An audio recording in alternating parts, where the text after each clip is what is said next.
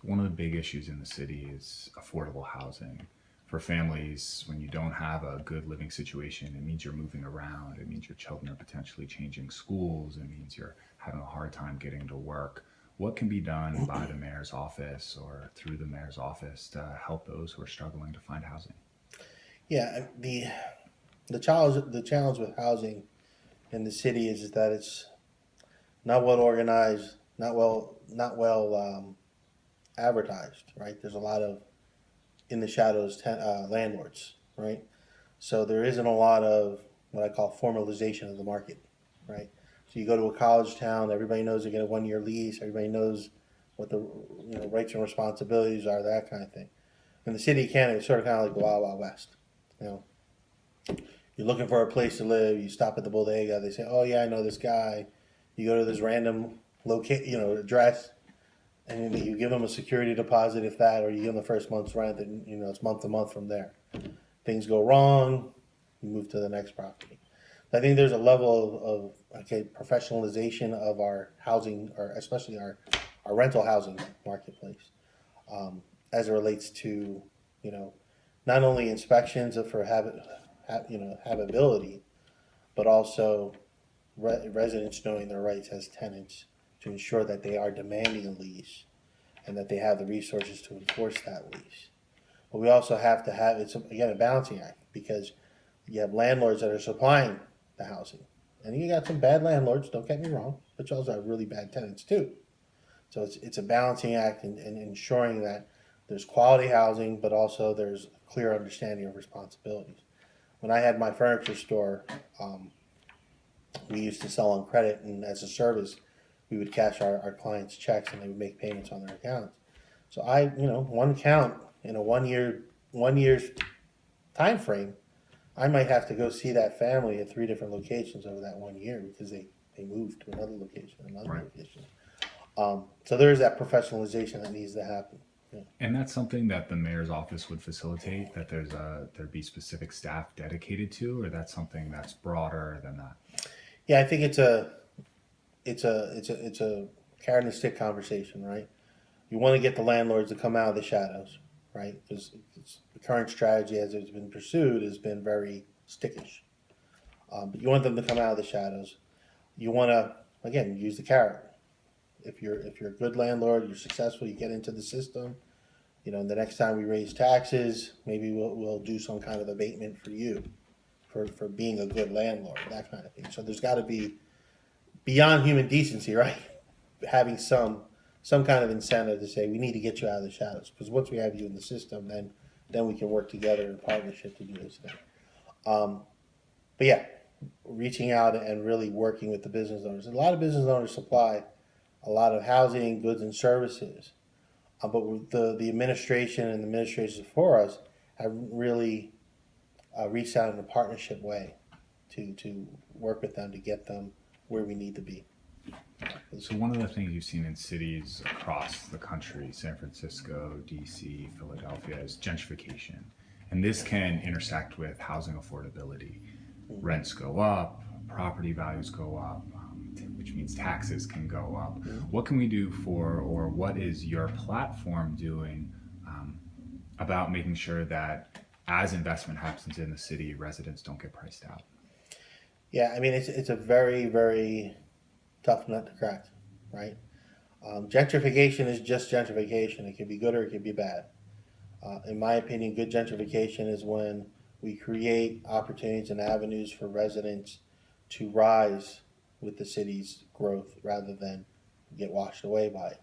And that means connecting them to jobs, better paying jobs in their community. I'll tell you a story from the campaign trail. I met a young lady who has to get on a bus at 4 o'clock in the morning, or 3 o'clock in the morning, sorry, and 3 o'clock in the morning to get to her shift at 7 o'clock in the morning in Florence, New Jersey. Pays her $13 an hour. What if she had that same job here in the city again? What if that ex-offender had that same job here in the city? How the transportation issues would be resolved and so on. But when you look at gentrification, we need to raise the opportunities and the quality of life and the income potential of our residents as the city is turning. Now you're going to have some long tenured ownership around senior citizens, for example, owning their home outright and not having a mortgage, and the taxes are an issue, that kind of thing. So looking at some kind of senior tax abatement process. But there has to be a give and take, right? A lot of times what you find in cities that are gentrified and they don't really account for this is the senior doesn't have the resources to keep up the maintenance of the house or the keep up with the pace of the taxes. So maybe that senior wants to stay in their community, but no longer can afford to live in a house. So looking at opportunities to develop a senior housing project within the community, so they can release that house into the marketplace to be sold to their daughter or somebody else. That house gets back up to snuff as far as maintenance and so on, but that senior gets to stay in their community. Merchantville is an example of that. Over next door here in Pensacola, right next to Pensacola, brand Victorian homes in Merchantville, and you had seniors that were just couldn't keep up with it anymore. So they built a senior project in the middle of town. The seniors sold off their properties and moved into the senior apartment complex, and everybody's successful. So I mean, gentrification again is the key. Is to the community needs to rise with the improvements in the community. And do renters need some sort of protection as well? So seniors are obviously very at risk when there's this type of change in property values, but renters are as well. Do we need some sort of a rent stabilization program?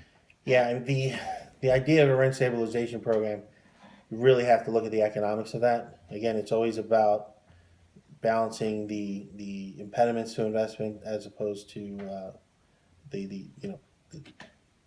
how would you say, like impeding the investment from coming.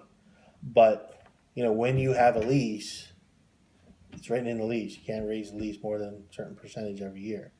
So the key is that having that formalized marketplace for rentals, where you have leases that are 3-year leases, so on, that have those stopgaps. But it's putting a stabilization, something we can look into, something we can review. But yeah, we want to have. There has to be that give and take. I think one of the drivers of rents going up right now is the taxes.